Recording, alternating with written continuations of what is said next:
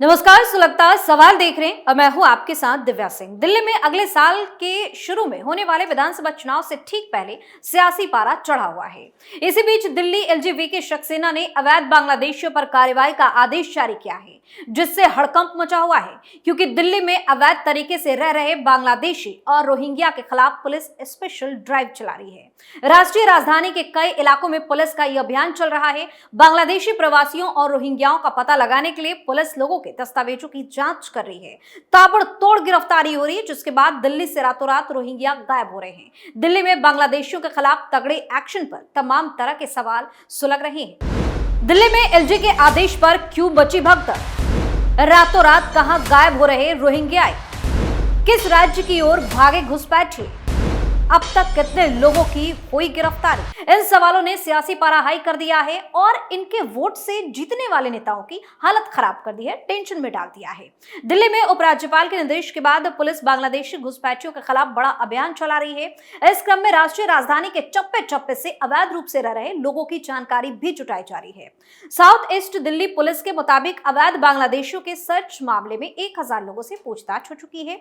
इस दौरान 2 लोगों को पकड़ा गया है। बताया जा रहा है कि दोनों निजामुद्दीन इलाके में रह रहे हैं। South east DCP Ravi Kumar ने जानकारी देते हुए बताया कि कालिंदी कुंज और हजरत निजामुद्दीन इलाके में ड्राइव हुई, जहां एक अब्दुल आहद नाम का बांग्लादेशी पकड़ा गया। ये बॉर्डर क्रॉस करके अलग अलग बसों और ट्रेन से होते हुए दिल्ली तक पहुंचा है। इसके पास से 25,000 की रकम भी मिली है। यहाँ किसी के घर में ना रुककर ये ट्रैवल कर रहा था। एजेंट के जरिए इसकी भारत में एंट्री कराई गई है। अधिकारी ने यह भी बताया कि ये लोग एक गुट में यहाँ आए थे। करीब 4 लोगों का इनका ग्रुप था। बाकी लोगों का पता लगाया जा रहा है। पकड़े गए घुसपैठियों से पूछताछ भी की जा रही है।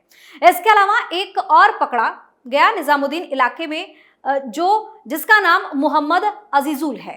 इसकी आइडेंटिटी नहीं मिली है, कोई दस्तावेज भी नहीं मिला है। इसके पास से ये फर्जी दस्तावेज का सहारा लेकर यहां आया था। दोनों को डिपोर्ट करने के लिए डिटेंशन सेंटर भेजा गया है। घुसपैठियों को बाहर करने के निर्देश क्यों? बता दें कि दिल्ली एलजी सचिवालय ने मुख्य सचिव और पुलिस कमिश्नर को निर्देश दिए हैं। राष्ट्रीय राजधानी में रहने वाले अवैध बांग्लादेशी घुसपैठियों की पहचान की जाए और उनके खिलाफ सख्त कार्रवाई की जाए। बांग्लादेशी घुसपैठियों को 2 महीने के अंदर दिल्ली से बाहर किया जाए। अब दिल्ली पुलिस अवैध बांग्लादेशी घुसपैठियों पर एक्शन लेने में जुट गई है। सूत्रों के मुताबिक बांग्लादेश बॉर्डर से घुसपैठ करते ही भारतीय पहचान बनवा लिए जाते हैं। दिल्ली में तमाम बांग्लादेशी घुसपैठिए रह रहे, ऐसे में उनके दस्तावेजों की पहचान करना भी चुनौती है। पुलिस का कहना है कि फर्जी पहचान पत्र बनाने वालों पर भी एक्शन लिया जाएगा। फिलहाल शाहदरा जिला की सीमापुरी थाना पुलिस की टीम ने अवैध बांग्लादेशी घुसपैठियों की पहचान के लिए न्यू सीमापुरी इलाके की झुग्गी में अभियान चलाया। इस अभियान के तहत क्षेत्र में रहने वाले संदिग्ध व्यक्तियों से दस्तावेज लिया गया, जिसकी जांच की जाएगी। शाहदरा जिले के डीसीपी प्रसाद गौतम ने बताया कि सीमापुरी में अवैध बांग्लादेशी घुसपैठियों पर दिल्ली पुलिस की कार्रवाई राजधानी में अवैध बांग्लादेशी घुसपैठियों की बढ़ती संख्या पर अंकुश लगाने के लिए एक निर्णायक कदम है। इसके तहत दिल्ली ने पुलिस ने गुरुवार को न्यू सीमापुरी के E44 झुग्गियों में एक व्यापक अभियान चलाया। उन्होंने बताया कि अभियान के दौरान 32 व्यक्तियों के दस्तावेज सत्यापन के लिए एकत्रित किया गया है, यानी कि जिस पर शक है। स्थानीय लोगों को फर्जी पहचान पत्र का उपयोग नहीं करने को कहा गया और उन्हें आश्वासन दिया गया कि ये अभियान पूरी तरह से अनधिकृत घुसपैठियों की पहचान करने पर केंद्रित है। अधिकारियों ने इस बात पर जोर दिया कि यहां अवैध रूप से रहने वालों के खिलाफ सख्त कार्रवाई की जाएगी। डीसीपी ने कहा कि यह अभियान शहर की सुरक्षा व्यवस्था सुनिश्चित करने की दिशा में एक बड़ा कदम है। आने वाले हफ्तों में इस तरह की और पहल की योजना बनाई गई है। क्यों रातों रात गायब हो गए घुसपैठिए? उपराज्यपाल की तरफ से बांग्लादेशी घुसपैठियों की पहचान कर उन्हें उनके देश वापस भेजने के निर्देश देने के बाद इस मामले में बड़ा डेवलपमेंट ये सामने आया कि खजूरी खास इलाके से सड़कों के किनारे झुग्गियों में रह रहे कबाड़ बिनने वाले संदिग्ध लोग रातों रात गायब हो गए। ये लोग उत्तर प्रदेश की लगती सीमा लोनी आदि की ओर चले गए। इतना ही नहीं, पिछले 2 जांच में इलाके में रह रहे 200 रोहिंग्या भी गायब हो गए। इनके बारे में किसी को कुछ पता नहीं है। सूत्रों का कहना है कि 2022 में रोहिंग्या की संख्या 1678 थी, मगर अब दिल्ली में इनकी संख्या 1047 रह गई है। अन्य कहां गए किसी को पता नहीं। वहीं उत्तरी पूर्वी जिले में इनकी संख्या 396 थी, मगर धीरे धीरे इनकी संख्या कम होकर 195 रह गई है। बता दें कि इस इलाके में अक्सर ऐसे लोग देखे जाते हैं जिसकी पहचान संदिग्ध रही है। इससे पुलिस भी परेशान रहती है। इलाके के जागरूक लोगों द्वारा नजर रखने और पुलिस की सख्ती से बाहरी तत्व पकड़े जाते रहे हैं और कार्रवाई भी होती रही है। मगर उत्तर प्रदेश से लगती सीमाओं के चलते ये लोग इस इलाके को भी छिपने के लिए अपना महफूज स्थान मानते हैं। ये लोग किसी न किसी प्रकार से अपने आधार कार्ड आदि जरूरी दस्तावेज बनवा ले रहे हैं।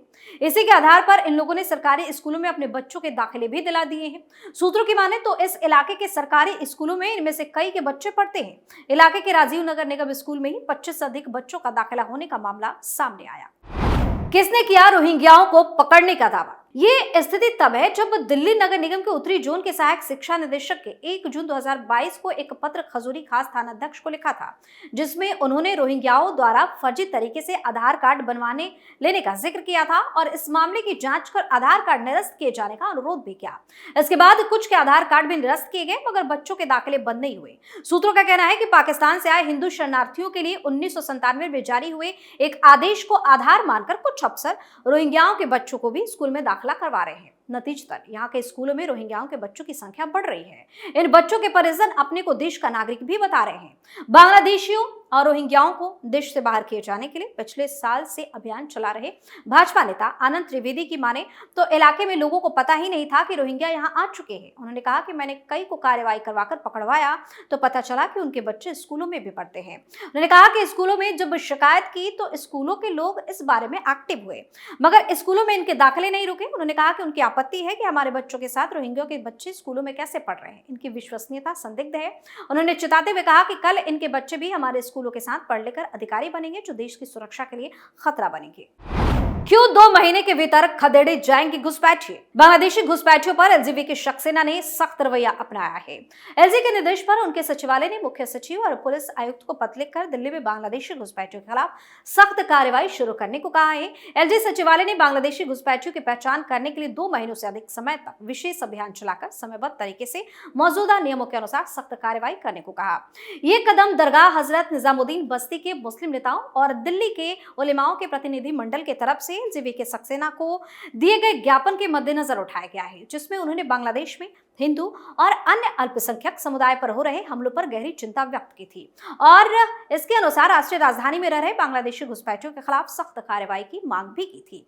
बता दें कि प्रमुख उलेमाओं और मुस्लिम निवासियों ने एलजी से अपने पत्र में अनुरोध किया है कि अवैध बांग्लादेशी घुसपैठियों को ना तो किराए पर घर दिया जाना चाहिए और न ही उन्हें किसी प्रतिष्ठान द्वारा रोजगार दिया जाना चाहिए। इसके अलावा उन्होंने अनुरोध किया है कि उनके बच्चों को किसी भी सरकारी या निजी स्कूल में दाखिला यानी कि एडमिशन नहीं दिया जाना चाहिए।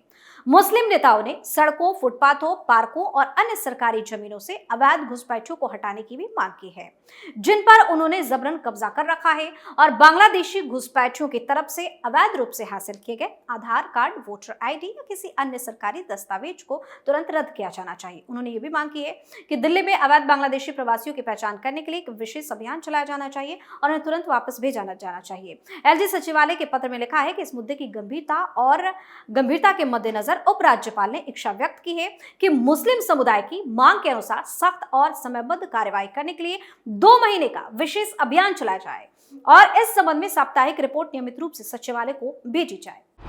एलजी को दिए ज्ञापन में क्या है मांगे? अवैध बांग्लादेशी घुसपैठियों को किराए पर घर नहीं दिए जाए। जिन लोगों ने पहले ही अपने परिसर किराए पर दे रखे हैं उन्हें खाली कराया जाए। उन्हें किसी भी प्रतिष्ठान की तरफ से रोजगार न मिले। जिन लोगों ने उन्हें रोजगार दिया है उन्हें हटा दें।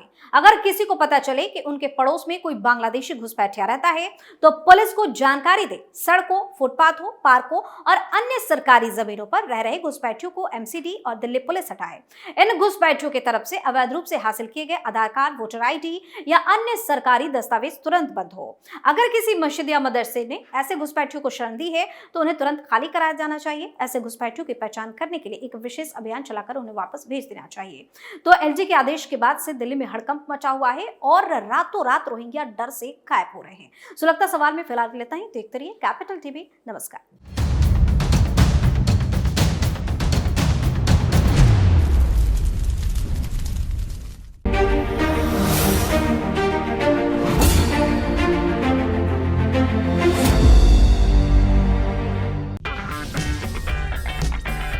अगर आपको हमारा वीडियो पसंद आया हो तो इसे लाइक करें, हमारे चैनल को सब्सक्राइब करें और हाँ, बेल आइकन दबाना ना भूलें ताकि आप तक हमारे वीडियो की नोटिफिकेशन पहुंचती रहे।